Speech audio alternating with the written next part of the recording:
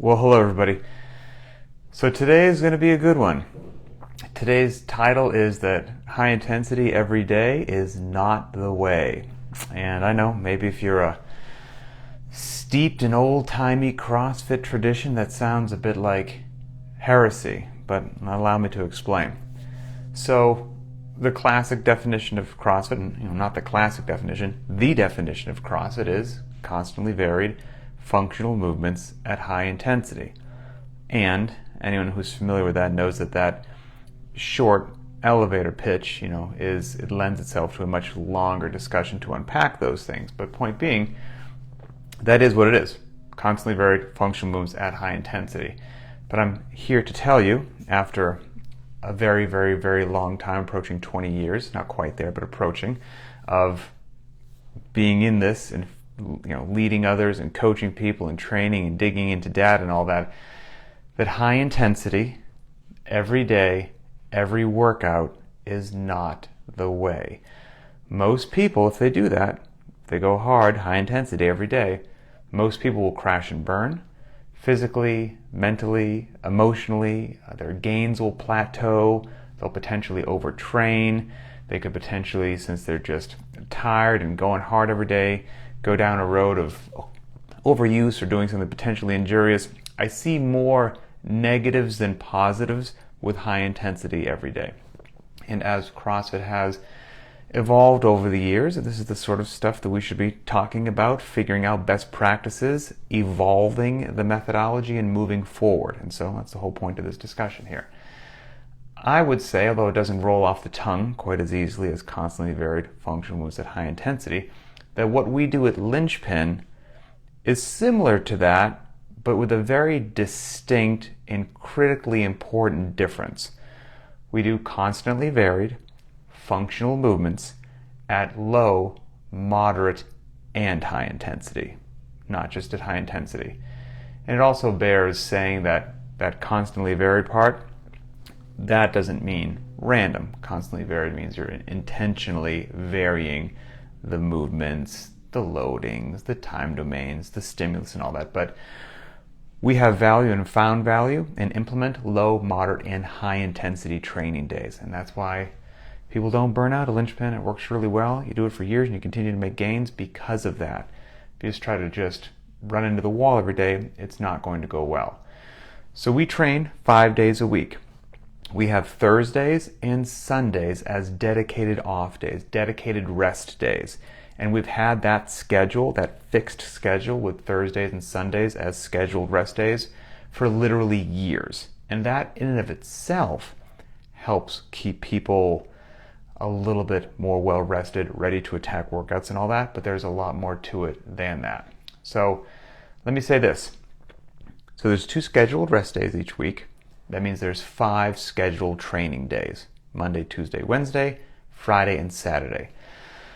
Of those 5 dedicated training days, my personal plan anyway, is I really only try to just bring it and send it and make it a high intensity effort 1 or 2 times a week. That's it. So either 1 workout out of 5 or 2 workouts out of 5 on the high side. I try to make it a high intensity deal. So for all you math fans out there, that's either 20% of the workouts or 40% of the workouts. But no matter how you slice it, it's less than half. So another way to say that is that most of my training days, most of them are not high intensity days. 1 to 2 out of 5 is when I really try to get after it. And intentionally training at low and moderate on certain days allows me to actually feel ready physically and mentally to bring the heat on when it's going to be a high intensity day, because I feel ready to do it and I haven't just unnecessarily beaten the stuffing out of myself every single day with high intensity. And then I have really meaningful, intentional sessions. And it works really, really well. And it's something that I wish I had figured out and had somebody explain this to me much, much, much, much earlier in my working out days with CrossFit, but that was never discussed. Period. End of story.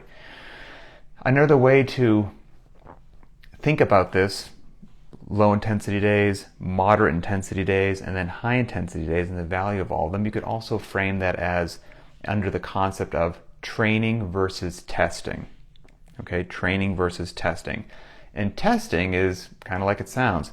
What have you got? Let's give it all that you have and see what you have in the tank. That's a testing day. Trying to get a new PR, or if not a new PR, just see where you are right now with your absolute best effort. Training day is just that. We're going to go in, we're going to do an intelligently designed strength and conditioning session. We're not going to worry if we do or don't hit or get near our old PR. That doesn't matter. We're following the training plan and the protocol based upon what our body needs today. That could be a moderate time domain, pull from the ground, going overhead at a moderate loading. It could be some upper body pulling. It might be below parallel at a certain percentage. That's just what makes sense to train your body today based upon the gross movement patterns that have occurred previously, loadings that have occurred, the whole 9 yards. This is a smart, nicely designed day. It doesn't need to be anything more than that. It's a training day. And then when the day comes up that you want to test, you actually feel mentally, physically, and emotionally ready to go after it, because you're not trying to just expose yourself to a testing environment every single day that you walk into a gym. That's not sustainable for anybody. And if you're getting away with it now, at whatever age you're at whatever point in your fitness journey that you're at, if you're like, Pat, I don't know what you're talking about. I bring it every day and I feel great. Cool. That won't always be how it is. I promise you that. And at some point in time, you will face this reality that low intensity days and moderate intensity days also have tremendous value, and that allows you to actually feel great on the high intensity efforts. And you should modulate your intensity, low, moderate, high, by design, just like we modulate things intentionally and by design with all the other aspects of the programming, from time domains to gross movement patterns to everything that I just mentioned previously. We do that deliberately and intentionally. Why in the world wouldn't we do that with our intensity? Why would that be the only element out of all the things that you can manipulate that doesn't get manipulated? It makes no sense at all. And so there is a better way to do it, and that's what we've been doing at Linchpin for quite some time, and I encourage you to start doing it if you haven't already. And thinking about the training versus testing, think about like a 7x1 back squat, for example. Is a 7x1 back squat day a training day, or is it a testing day? It can be either one. The same workout can serve multiple purposes. It just depends upon what you need on that day. Do you need to just go into the gym? Irrelevant, doesn't matter what your last lifetime best is. What you need to do today is warm up, lift 7 heavy singles, whatever heavy happens to feel like today. Doesn't matter what your best is, just 7 heavy singles based upon how you feel today, and you walk out of the gym. That's a great day. That's an incredibly beneficial strength and conditioning training session that will advance the needle forward for you. That's a training day that has tons of value. Or are you going in intentionally and deliberately to say, on one of these singles, I'm going to see what is an absolute maximal effort.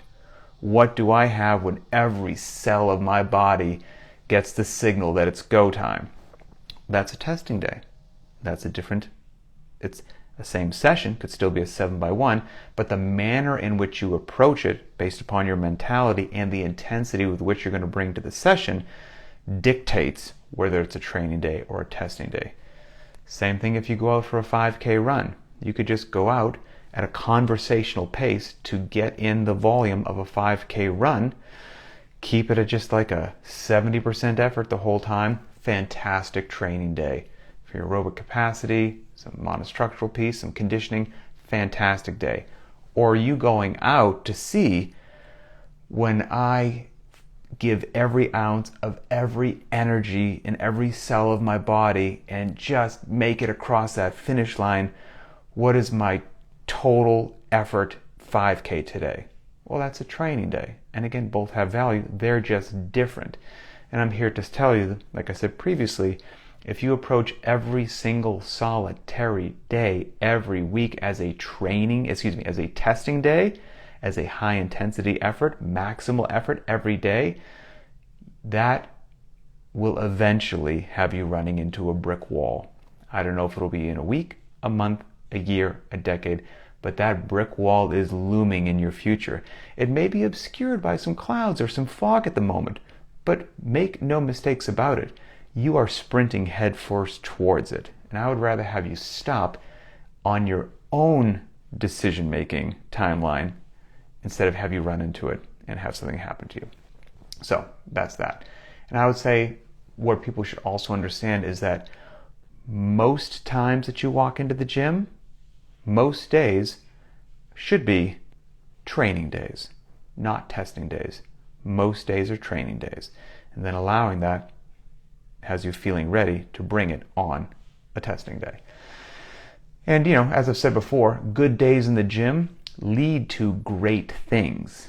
And so a good day in the gym is a successful training day, and that allows you to be ready for a testing day. A good day in the gym is when you warm up, you assess how your body feels, you look at the workout of the day, you understand the intended stimulus and why you're doing that workout, because every workout should have a purpose as to why it was written, unless it's just random nonsense. So you understand why it is that you're doing what you're doing, what's the intended stimulus. You scale or modify if needed based upon where you are in your fitness journey and how your body feels when you assessed it through and after your general warm-up. You work out at whatever is the appropriate intensity that you selected for that day. You cool down, you stretch, you go home injury-free. That's a good day in the gym. So it's important to note that a good day in the gym, that definition, is not based upon a load on the barbell. That doesn't dictate whether or not it's a good day in the gym, or a time that the clock says. That doesn't dictate whether or not it's a good day in the gym. A good day in the gym, warm up, assess, scale or modify if needed, work out appropriately. That could be a training or a testing day. Low, moderate, or high intensity, the intensity that you select, cool down, stretch, go home injury free. That's a good day in the gym. If you continue to accumulate good days in the gym, great and phenomenal things happen with your fitness, with your strength and conditioning journey, and that's what we want to see happen. Now, how are some ways that you could work in low or moderate intensity days if this is all, brand new to you?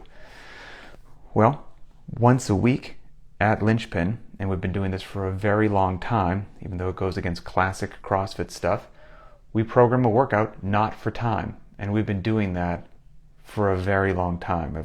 I didn't know if anyone else doing it when we first started doing it. So at least once a week, there's a workout that it says for time or not. Your decision. You can not run the clock and you can still get wonderfully fit, and life goes on and fitness is achieved.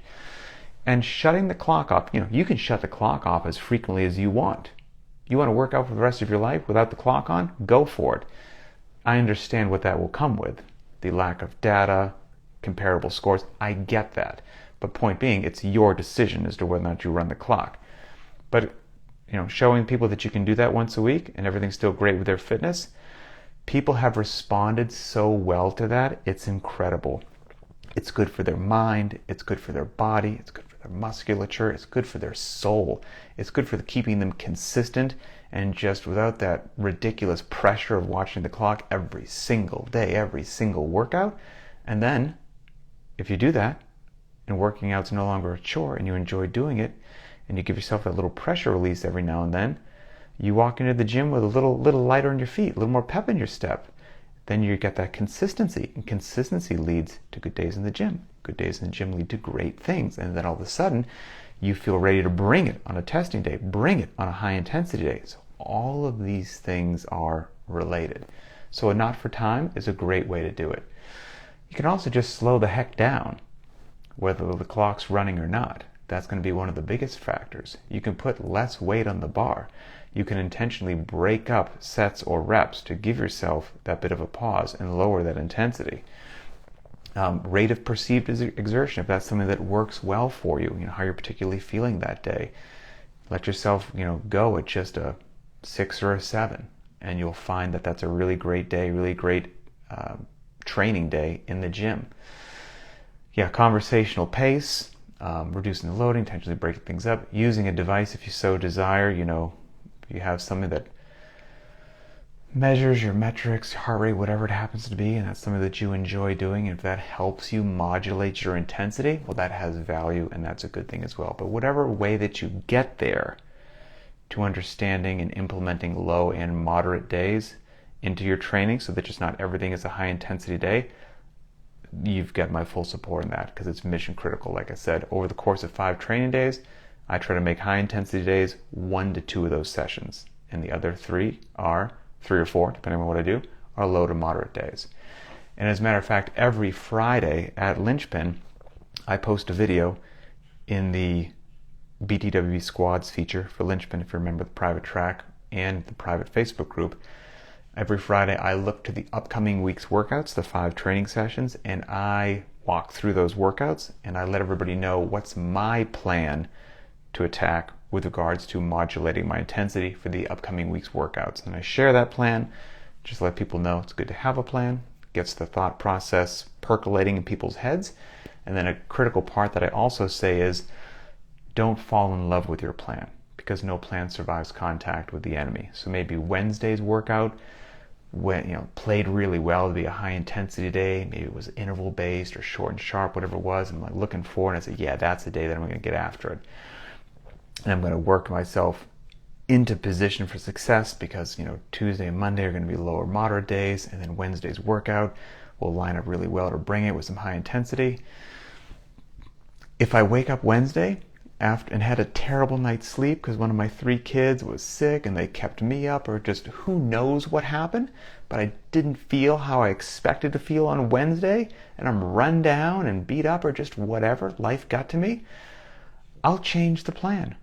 No plan survives contact with the enemy. Then you know what? It was going to be a high intensity day, and it's not. I'll either shut the clock off, I'll do it as a moderate or low intensity day, because it wouldn't have been a great call to do a high intensity day, and you know what? Fitness was still achieved. And then I just might shift that to later on down the road. Take my rest day on Thursday, and maybe I bring it on Friday, and life's great.